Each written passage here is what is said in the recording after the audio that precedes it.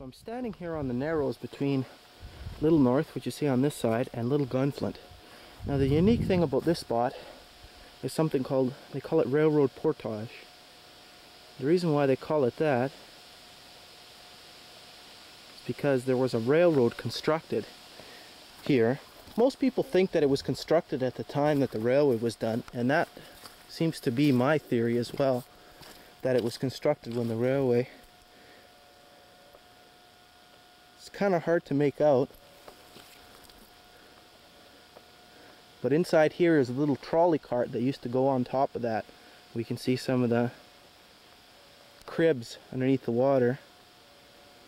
What would probably happen is the tug Zena would come across from Bull's Camp where the rail line came down to the water and pull boats across with supplies.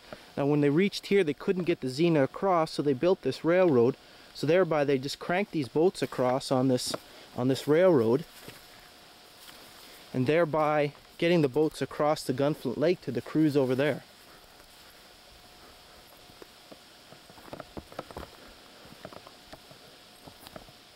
You see there's just tiny little rails that are used.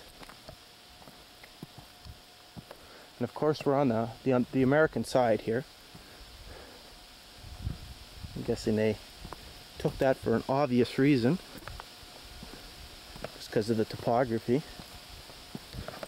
We see some chain down here, anchored into the ground, and there's the capstan, whereby they would turn, and with using this they would get the boats across. This was their means of cranking the boats across. Now as far as I know from talking with Justine Kerfoot, that this was maintained till a time well after the railway ran through, and then just over time it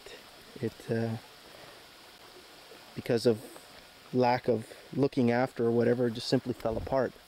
So we have this railroad sitting here in the middle of nowhere, and then when we come through onto the other side, you can see it's in fairly good shape for its age. It's probably well over 100 years old. It was constructed in 1892. So it's about 105 years old.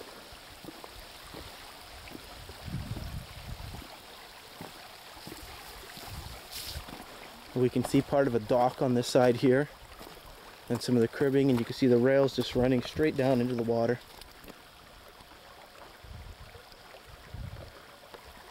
You can see another cribbing on this side.